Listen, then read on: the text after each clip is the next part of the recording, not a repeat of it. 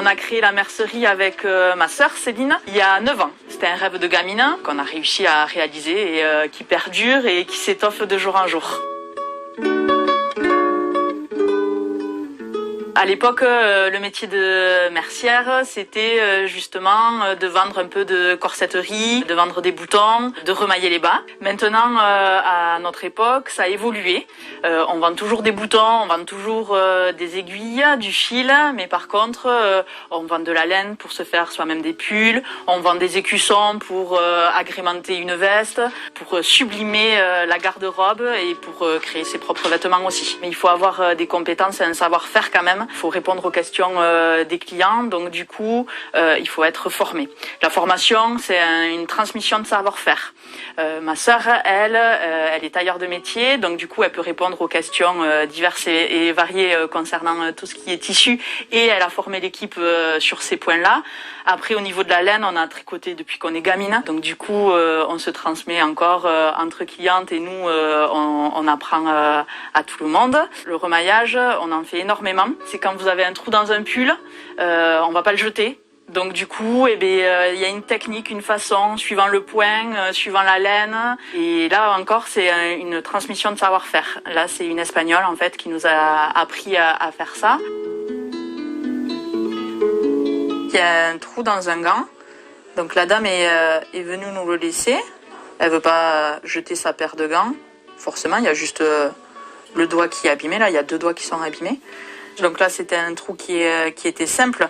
Tous les trous sont différents parce que en fait, il faut refaire le même dessin en fait que le point.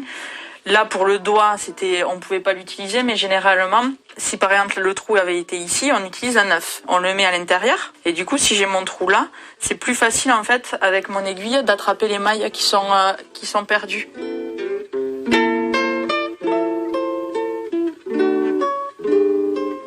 L'histoire de la famille, ça vient de nos arrière-grands-parents paternels qui avaient une filature de laine dans les Pyrénées. C'est vraiment une transmission de savoir-faire qu'on a eu du côté de notre grand-mère paternelle et du côté également maternel où notre arrière-grand-mère était couturière. Elle réparait les toiles de parachute durant la Deuxième Guerre mondiale. Et elle faisait la couture à la maison.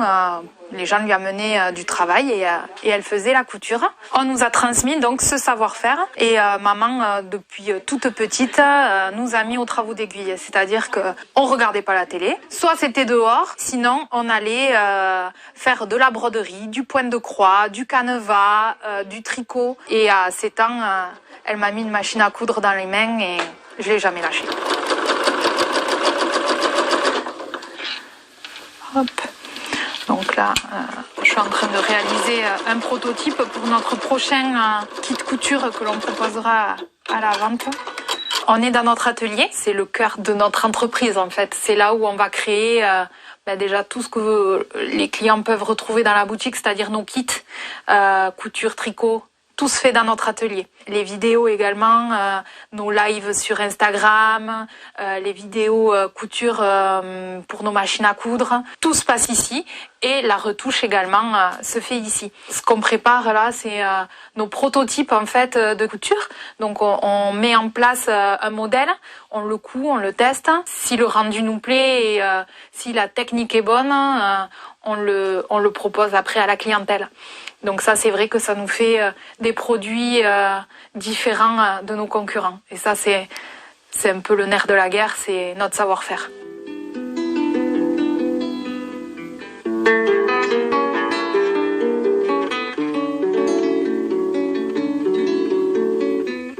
Les gens reviennent vers ce savoir-faire qui est les travaux manuels parce que aujourd'hui on a besoin de retrouver un lien, un contact, retrouver un petit peu nos racines aussi. Ça c'est important et les gens y reviennent énormément. Tout ce qui est tricot, réparation de vêtements. Le monde est en train de changer et c'est vrai qu'on revient aux essentiels. Et on l'a laissé trop longtemps de côté et ça fait une dizaine d'années effectivement que ça explose et que la mercerie est vraiment dans l'air du temps.